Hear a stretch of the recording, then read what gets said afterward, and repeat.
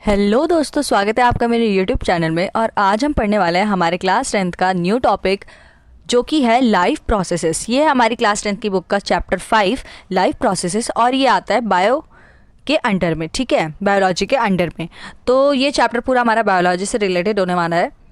तो इस चैप्टर में हमने पढ़ना क्या है, हमें लाइफ प्रोसेस के बारे में ही पढ़ना है कि लाइफ प्रोसेसेस क्या होते हैं, कितने कितने टाइप्स के होते हैं, और हमारी ह्यूमन बॉडी में क्या क्या लाइफ प्रोसेसेस जो हमारी लाइफ के लिए बहुत ज़्यादा एसेंशियल हैं वो लगातार चल रहे हैं, उनके बारे में थोड़ा सा डीप स्टडी करने वाले हैं हम कि वो कैसे होते हैं, उनकी फंक्शन क्या है, कौन कौन से ऑर्गन्स यूज़ होते हैं और उसका हमारी बॉडी में क्या काम है। ठीक है, इस सब को पढ़ने से पहले हमारे इस चैप्टर के इंट्रोडक्शन में हमें ये पढ़ना है कि लाइफ प्रोसेसेस पढ़ने से पहले हमें ये पता होना चाहिए कि कौन से ऑर्गेनिज्म लिविंग है और कौन से नॉन लिविंग है। ये सब कुछ हम पढ़ेंगे इस फर्स्ट पेज में। इसमें स्टार्टिंग में हमें ये दिया गया है कि हमें पता है कि डॉग रन करता है, काऊ अपना कड को च्यू करती है, और जो ह्यूमन है, मैन है, वो शाउट करता है लाउडली। तो ये सब कुछ देख के हमें पता चल रहा है कि हाँ भाई, ये जो ऑर्गेनिजम्स हैं, ये जो लिविंग बींग्स हैं, दे आर ऑल अलाइव, ये जिंदा हैं, अभी मरे नहीं हैं, they are all alive. But अगर मैं बोलूँ कि कोई ऑर्गेनिज्म सो रहा है, जैसे कोई काव सो रही है या आदमी कोई सो रहा है, तो क्या मैं उसको अलाइव नहीं बोलती हूँ? क्या मैं ये बोलती हूँ कि अब वो मर चुका है? नहीं, वो जिंदा है, भले ही वो कुछ काम नहीं कर रहा है। पहले के केस में मैंने ये देख के बोला था कि भाई ये कुछ काम कर रहे हैं, कुछ हिलते डुलते दिख रहे हैं, तो मतलब ये अलाइव है। लेकिन सोते समय हम हिलते हुए नहीं दिख रहे हैं, फिर भी हमको अलाइव ही कंसिडर किया जाता है। तो ऐसा क्यों? क्योंकि हमारी जो बॉडी है उसमें कुछ लाइफ प्रोसेसेस कॉन्टिन्यूसली चल रहे हैं। तो इसका मतलब ये है कि हम मूवमेंट देख के नहीं बता सकते हैं कि कोई ऑर्गेनिज्म जो है वो अलाइव है या फिर नहीं है। ठीक है, जैसे कि कुछ प्लांट्स हैं, कुछ क्या ऑलमोस्ट ऑल द प्लांट्स, जो भी हमारे प्लांट्स हैं वो कुछ भी मूवमेंट को शो नहीं करते हैं। They don't show any movement, मतलब वो हमें चलते फिरते नहीं दिखते हैं, और केवल विंड की वजह से वो फिज़िकल मूवमेंट उनका थोड़ा बहुत आ जाता है, बाकी हमें वो मूव करते हुए नहीं दिखते हैं। तो फिर भी हम उनको बोलते हैं कि दे आर अलाइव, क्योंकि उनके बॉडी में कंटिन्यूसली एक मूवमेंट हो रहा है, दैट इज़ ग्रोथ। वो उनकी बॉडी कंटिन्यूसली ग्रो कर रही है, हम नेकेड आई से उसे नहीं देख सकते हैं, फिर भी we consider them as alive because उनकी बॉडी में भी कंटिन्यूसली लाइफ प्रोसेस चल रहे हैं। उनका फूड मेकिंग प्रोसेस जो दैट इज़ फोटोसिंथेसिस चल रहा है, रेस्पिरेशन चल रहा है, ट्रांसपिरेशन चल रहा है, ये सब कुछ प्रोसेस चल रहे हैं, मतलब इनके लाइफ प्रोसेस चल रहे हैं, therefore they are considered alive. ठीक है, हमारे इस पैराग्राफ में हमने यही सब पढ़ना है। अब हमें ये पता होना चाहिए कि जो हमारी बॉडी है इसमें लाइफ प्रोसेसेस बोला किन्हें जाता है। What are life processes? The maintenance functions of a living organism must go on even when they are not doing anything particular. Life processes मतलब जो हमारी बॉडी है उसका जो मेंटेनेंस है, जो भी हमारी सेल्स हैं जो डेड हो रही हैं उनकी जगह पर न्यू सेल्स को रिप्लेस करना, डेड सेल्स को डिके करना, वेस्ट मटेरियल को बाहर बॉडी से मूव करना, ये सब कुछ हमारे जो मेंटेनेंस है उसके कुछ प्रोसेसेस है। तो इन प्रोसेसेस को तब भी चलते रहना चाहिए जब हमारी बॉडी कुछ नहीं कर रही है, मतलब जब हमारी बॉडी रेस्ट पे, तब भी ये काम करते रहने चाहिए। Even when we are just sitting in class, जब हम खाली बैठे हैं क्लास में या फिर सो रहे हैं, मेंटेनेंस जॉब को कंटिन्यूसली हमारी बॉडी की चलते रहना चाहिए। इन्हीं प्रोसेसेस को हम क्या बोलते हैं? Life processes. The process which together perform this maintenance job are called life processes. मतलब ऐसे लाइफ प्रोसेस जो हम ना चाहते हुए भी कंटिन्यूसली हर समय करते हैं उनको लाइफ प्रोसेसेस बोलते हैं। जैसे कि हार्ट का बीट करना, क्या हमारा दिमाग हमें बार बार सिग्नल देता है कि चलो भाई हार्ट बीट करो, तब जाके हमारा हार्ट बीट करना स्टार्ट करेगा? ऐसा नहीं होता है। हम हर समय ये नहीं सोचते रहते कि हमें दिल भी धड़काना है, सांस भी लेनी है, आंखें भी झपकानी है, ये सब कुछ काम कंटिन्यूसली हमारे चलते रहते हैं। तो इन्हीं को हम बोलते हैं लाइफ प्रोसेसेस। ठीक है, तो ये हमारी बॉडी के कैसे प्रोसेस हैं? मेंटेनेंस प्रोसेस हैं जो हमारी बॉडी में मेंटेनेंस को हमेशा करते रहते हैं, उन्हीं को हम बोलते हैं life processes. Since these maintenance processes are needed to prevent damage and breakdown, energy is needed for them. अब इन लाइफ प्रोसेसेस का काम क्या है? हमने अभी पढ़ा, हमारी बॉडी में जो डैमेज हो रहा है उसको बचाना, और जो हो चुका है डैमेज उसको रिपेयर करना। तो इस सब को काम करने के लिए हमें चाहिए एनर्जी, और ये एनर्जी आती कहाँ से है? इंडिविजुअल में, किसी ऑर्गेनिज्म में, बॉडी के बाहर से। इसका मतलब हमारी बॉडी के अंदर एनर्जी को देने वाले उस फूड को जाने का भी कोई रास्ता होना चाहिए, कोई प्रोसेस होना चाहिए। उसी प्रोसेस को हम बोलते हैं न्यूट्रिशन ऐसा प्रोसेस जिसके थ्रू हम बाहर वाले फूड को, बॉडी से बाहर की कोई चीज़ फूड को अपने बॉडी के अंदर लेके जा सकें, ताकि हमारी जो बॉडी है उसको यूटिलाइज करके एनर्जी को प्रोड्यूस करे, जो हमारे इन लाइफ प्रोसेसेस को कंटिन्यूसली करने में हेल्प करेगा, जो एनर्जी, उसी प्रोसेस को हम बोलते हैं न्यूट्रिशन। ठीक है। If the body size of organism is to grow, additional raw material will also be needed from outside. अब हमारे जो हम बोलते हैं, हम क्या बड़े बुजुर्ग बोलते हैं कि जो बढ़ते हुए बच्चे हैं, मतलब ग्रोइंग एज है, उस एज में खूब खाना पीना चाहिए, मतलब उस एज का खाया हुआ शरीर पे लगता है। क्यों? क्योंकि हमारी जो बॉडी है वो उस समय ग्रो कर रही है, तो क्या होगा, जो हमारा फूड है वो जाके एनर्जी जनरेट करेगा, और उस एनर्जी को हमारी बॉडी कहाँ लगाएगी, हमारी बॉडी की ग्रोथ में लगाएगी, जिससे हमारी बॉडी की ग्रोथ बहुत ज़्यादा अच्छी होगी और हम हेल्दी होंगे फॉर द फ्यूचर। ठीक है। These are known as nutritional processes. Next है, the outside source of energy could be quite varied since the environment is not under the control of the individual organism.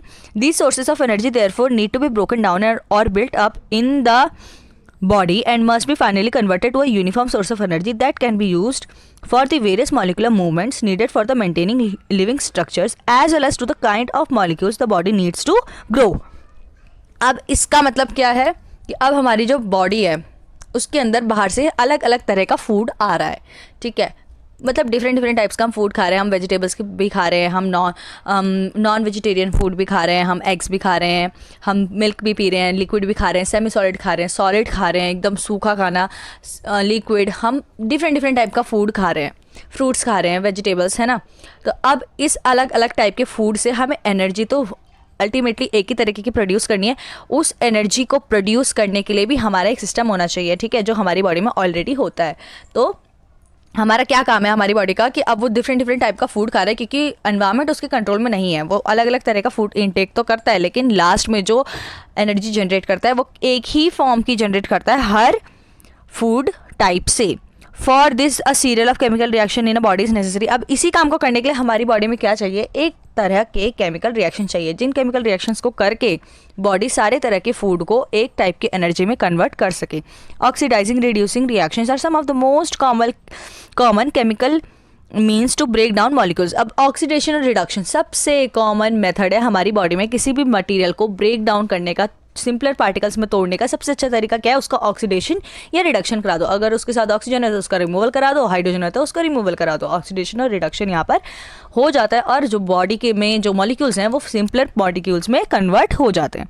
For this many organisms use oxygen sourced from the outside of the body. The process of acquiring oxygen from the outside of the body and to use it in this process of breakdown of food sources for cellular need is what we call respiration. अब ये जो हम oxidation और reduction कराने के लिए oxygen को use करते हैं फ्रॉम आउटसाइड द बॉडी, इस ऑक्सीजन को बाहर से बॉडी के अंदर लाने के लिए भी हमारे को एक प्रोसेस की ज़रूरत होती है। वो प्रोसेस का नाम होता है रेस्पिरेशन।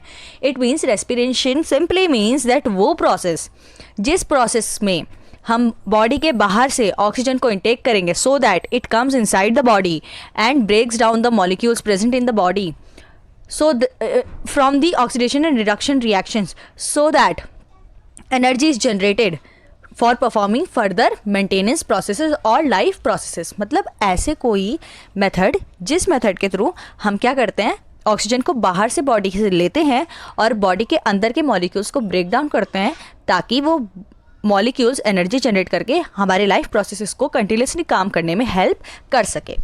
होपफुली आपको रेस्पिरेशन भी समझ आ गया होगा। In the case of single celled organism, no specific organ for taking in food, exchange of gases or removal of waste may be needed because the entire surface of the organism is in contact with the environment. But what happens when the body size of organism increases and the body design becomes more complex? In multicellular organism, all the cells may not be in direct contact with the surrounding environment. Thus, simple diffusion will not meet the requirements of all these cells. अब हमें यहाँ पे respiration का ही हमें cellular, unicellular और multicellular organisms में हमें थोड़ा सा डिफ्रेंशिएट करा रहे हैं। वो हमें ये बोल रहे हैं कि एक यूनिसेल्यूलर ऑर्गेनिज्म है, मान लो अपने दिमाग में, और एक मल्टीसेल्यूलर ऑर्गेनिज्म। यूनिसेल्यूलर ऑर्गेनिज्म नाम से पता चल रहा है कि इसका एक ही सेल होगा, जो भी प्रोसेस करने इसने इसी सेल से करने हैं। अब अगर वो यूनिसेल्यूलर है मतलब उसका सेल का हर पार्ट एयर के डायरेक्ट कॉन्टैक्ट में होगा।